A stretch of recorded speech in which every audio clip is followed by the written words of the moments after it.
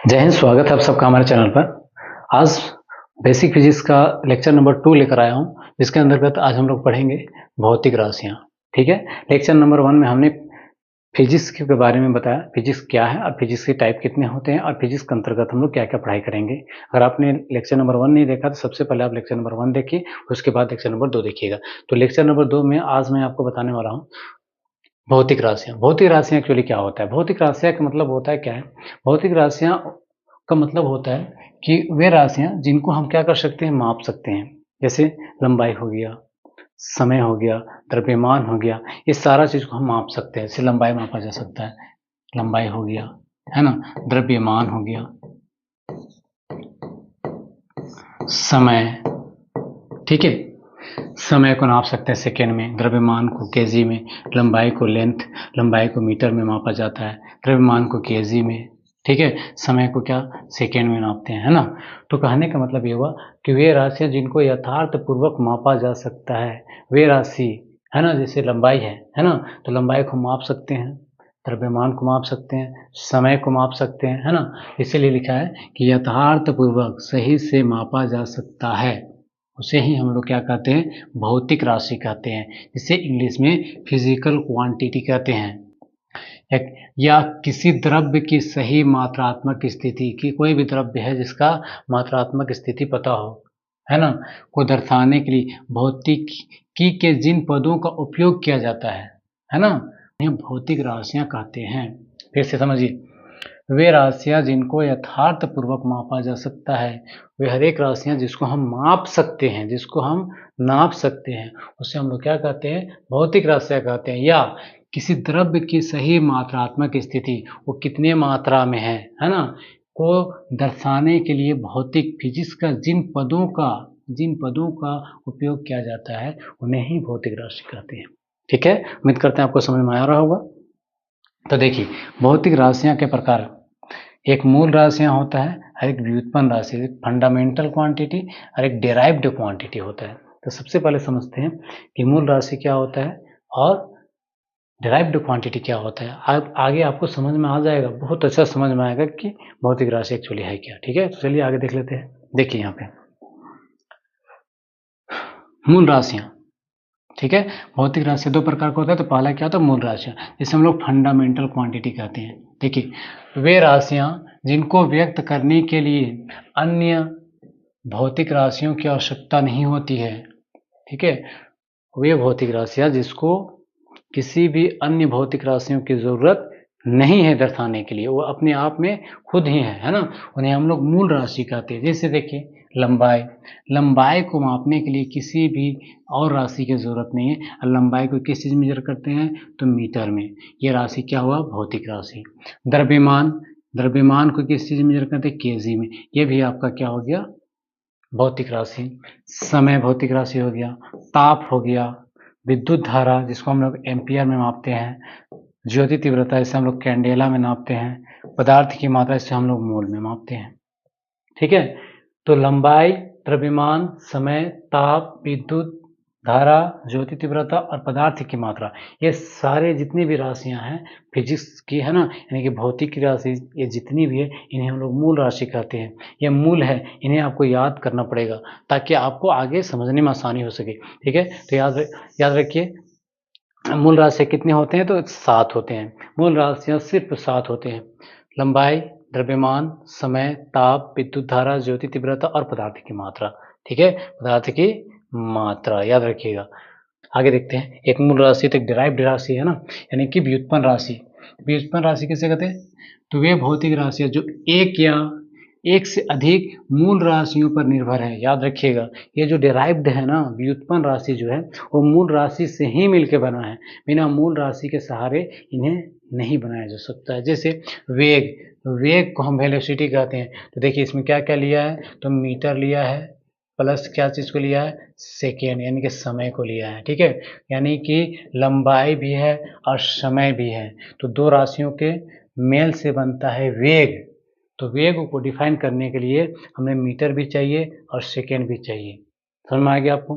ठीक है, नेक्स्ट देखिए, आयतन भी है डिराइव्ड क्वांटिटी। क्यों? क्योंकि हम मीटर की ज़रूरत पड़ रहा है, लंबाई की ज़रूरत पड़ रहा है, यानी कि 3 मीटर, एम एम एम, ये भी लंबाई लेंथ है, ये भी लेंथ है, ये भी लेंथ है, तीनों मिलकर आयतन को हम डिफाइन करेंगे। यानी कि आयतन को डिफाइन करने के लिए हमें मूल क्वांटिटी की ज़रूरत पड़ रहा है, यानी कि मूल क्वांटिटी में मीटर आता है। त्वरण, त्वरण में क्या होता है? तो मीटर पर सेकेंड, यहाँ भी देखेंगे आप मीटर भी है और सेकेंड भी है ना। तो वे राशियाँ जो अपने आप में स्वतंत्र नहीं है, जिसे व्यक्त करने के लिए मूल राशियों की आवश्यकता होती है, उन्हें हम क्या कहते हैं? तो व्युत्पन्न राशि कहते हैं। आगे हम लोग देखते हैं, समझ रहे बात को।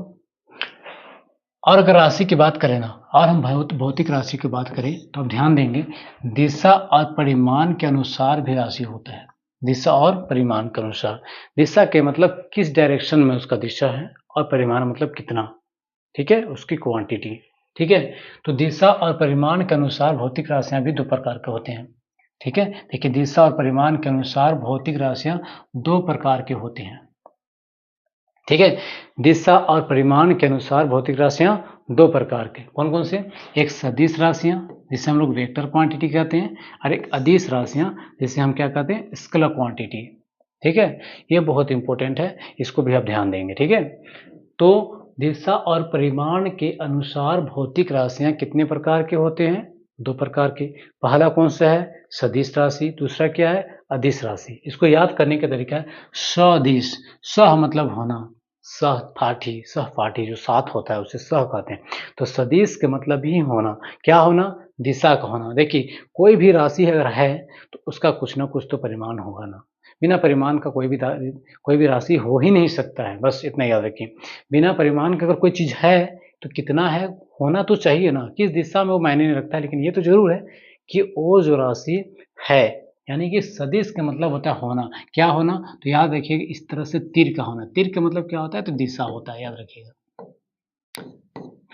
तो वे राशियां जिनका परिमाण और दिशा दोनों होते हैं, या बस दिशा को आपको याद रखना है। परिमाण तो आप याद रखिएगा, सदिश राशि में भी परिमाण होगा और अदिश राशि में परिमाण होगा, लेकिन सदिश कह दिया ना, स मतलब होना, अदिश मतलब दिशा।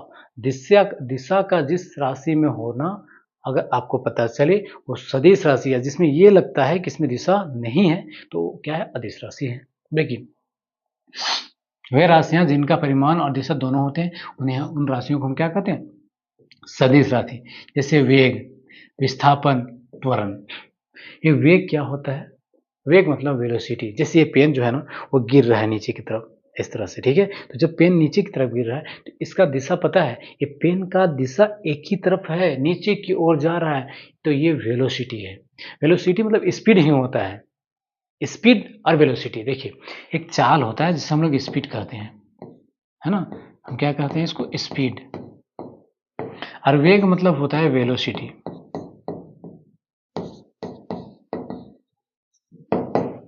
समझ रहे बात को।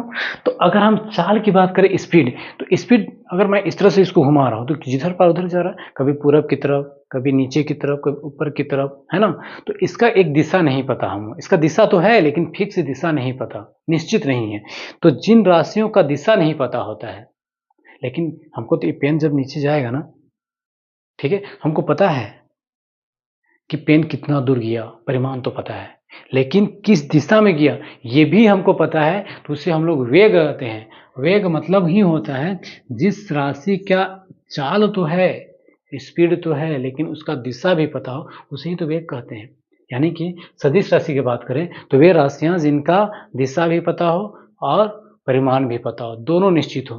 तो दिशा और परिमाण दोनों जिन राशि में होता है, उन्हें हम लोग कहते हैं सदिश राशि। स मतलब होना, दिश मतलब दिशा, दिशा का होना जिन राशियों में पता चले उन्हें आप कहेंगे सदिश राशि। ठीक हो गया, क्लियर हो गया। जैसे वेग, इसका दिशा फिक्स होता है, जैसे पेन नीचे गिर रहा है, नीचे ही जा रहा है, एक दिशा में जा रहा है, ठीक है। विस्थापन, विस्थापन का मतलब क्या होता है? डिस्प्लेसमेंट। जैसे देखिए, यहाँ पे एक बिंदु है, एक बिंदु यहाँ पे है, ठीक है। तो अगर इस बिंदु से हम उस बिंदु की तरफ जाएं, ठीक है, तो ये जो बिंदु और इस बिंदु की जो सबसे कम दूरी है वो ए दूरी है, ठीक है। तो ये विस्थापित हुआ। विस्थापन का मतलब ये होता है डिस्प्लेसमेंट, प्लेस बदल जाना। अभी यहाँ पे था, अभी यहाँ पे पहुंच गया। ठीक है। तो इन दोनों के बीच की जो दूरी है एक फिक्स दिशा में, अगर ये पश्चिम की तरफ है तो ये पूरब की तरफ है, तो इसका दिशा भी हमें पता है। ए का ए डैश के साथ क्या दिशा है, तो ये इसका इस तरफ है ना, ये इसका पूरब की तरफ है। तो जिन राशियों का दिशा पता है, परिमाण तो पता है, मान के चलिए 20 मीटर में है, हमको पता चला कि कितने परिमाण इसका है, मैग्नीट्यूड इसको पता है 20 मीटर दूरी पर है, और ये भी पता है कि किस दिशा में है, तो पूरब दिशा में है। तो जब हमें दोनों पता चल गया, इसका परिमाण तो पता है ही है, साथ में इसका दिशा भी हमको निश्चित रूप से पता है, इसलिए सदिश राशि है। ठीक है। आगे आप देखेंगे त्वरण। त्वरण में एक्सीलरेशन होता है। एक्सीलरेशन मतलब स्पीड। स्पीड को अचानक जब हम बढ़ाते हैं ना, आप गाड़ी चलाते हैं, बाइक कुछ करते हैं, तो उससे एक्सीलेटर को लेते हैं, है ना। तो एक्सीलरेशन मतलब स्पीड को बढ़ाना। तो स्पीड उसी दिशा में बढ़ता है जिस दिशा में वो जा रहा है, तो इसमें भी दिशा पता होता है ना। तो क्लियर सी बात है कि जिन राशि में आपको अगर दिशा पता हो, है ना, जिन राशि में आपको दिशा पता हो, तो उसे हम लोग कहते हैं सदिश राशि। क्लियर सी बात है। अदिश राशि अ मतलब नहीं होना, अदिश मतलब दिशा, दिशा का नहीं होना, उसे अदिश राशि कहते हैं। तो देखिए, वे राशियां जिनका सिर्फ परिमाण होता है, दिशा नहीं होता है निश्चित, उसे हम राशियों को क्या कहते हैं, अदिश राशि। जैसे समय, समय का कोई दिशा होता है क्या, बिल्कुल भी नहीं, कोई दिशा नहीं होता है, इसलिए ये अदिश राशि है। कार्य कितना होगा, बस हमको पता है कि इतना पास, इतना कार्य कर लिया गया, इतना सारा पढ़ लिया गया, इतना लिख लिया गया, कुछ भी काम कितना हुआ हमको पता रहता है, लेकिन किस दिशा में बिल्कुल नहीं पता, इसलिए अदिश राशि। लंबाई, ये देखिए, इसका हम लंबाई नाप रहे हैं, इस तरह से भी तो लंबाई नाप सकते हैं, यहाँ से यहाँ तक आए लंबाई, तो इसका दिशा निश्चित नहीं। अभी इधर की ओर जा रहा था तो इधर जाना चाहिए था, लेकिन देखिए इधर चला गया, फिर कुछ देर बाद इधर चला गया, फिर कुछ देर बाद यहाँ आ गया, कुछ देर बाद इधर की ओर जा रहा है, इधर आ रहा है ना, तो इसका दिशा नहीं पता। समझ रहे बात को। तो वे राशियां जिनका परिमाण तो पता होता है, लेकिन दिशा निश्चित रूप से हमको पता नहीं होता, वो क्या हो गया, अदिश राशि। कोई दिक्कत नहीं। तो आपने देखा कि राशि जो है ना, मुख्य रूप से दो तरह के होते हैं, एक मूल राशि और एक क्या होता है, डिराइव्ड, यानी कि इसे हम लोग कहते हैं व्युत्पन्न राशि। तो मूल राशि 7 प्रकार का होता है, ठीक है, और उसके बाद जो राशि आता है वो सारा राशि क्या है, व्युत्पन्न राशि होता है। लेकिन दिशा और परिमाण की जब हम बात करेंगे तो उसको भी 2 भाग में बांट दिए हैं, वो क्या है, सदिश राशि और अदिश राशि। याद करने का तरीका सिंपल से, स का मतलब होता है होना, बस ऐसे याद कीजिए। स का मतलब क्या था, होना, और दिश का मतलब दिशा समझ लीजिए। ठीक है। तो सदिश मतलब दिशा का जिस राशि में होना, वो सदिश राशि, और अ मतलब नहीं होना, और दिशा मतलब जानते ही आप। तो जिस राशि में दिशा नहीं होगा उसे अदिश कहेंगे, और जिस राशि में दिशा का पता हो उसे हम सदिश राशि कहेंगे।